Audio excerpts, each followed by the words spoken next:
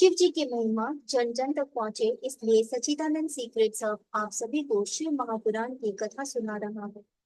अगर आप भी एक शिव भक्त हैं, तो इस कथा को किसी दूसरे शिव भक्त को शेयर कर शिव जी की और माँ के कृपा के पात्र बने। हिमाचल का ताप।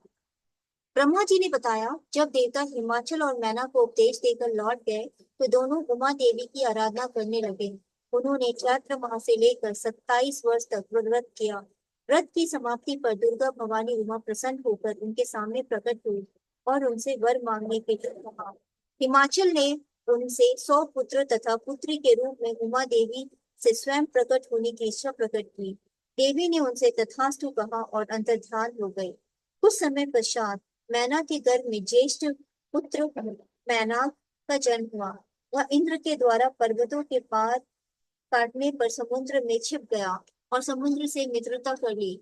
हिमाचल तथा मैना दोनों ही देवी उमा और भगवान शिव के ध्यान में लगे रहते थे। उत्तम समय पर मैना रानी ने गर्भ धारण किया और समय आने पर सती प्रकट हुई। उमा भी कन्या के रूप में प्रकट होकर संसारिक जीव की तरह रुदन करने लगी। कन्या के रुदन को सुनकर सब प्रफुल्लित हो गए। उनका नामकरण संस्कार हुआ तथा अनेक प्रकार के दान आदि वितरित किए गए। देवी जगदम्बा भी नाना प्रकार की क्रियाएं करने लगी और युवती बन गई। एक दिन भगवान शिव जी की प्रेरणा से हिमाचल के घर आए। हिमाचल ने तुम्हारा आदर सत्कार किया और कन्या के भविष्य के विषय में पूछा। तुमने बताया कि कन्या बहुत भाग्यशाली है, परंतु इसका पति दिगंबर, निर्गुण, काम वासना रहित, भोगी, माता पिता से हीन, अभिमान रहित तक साधु वेशधारी होगा।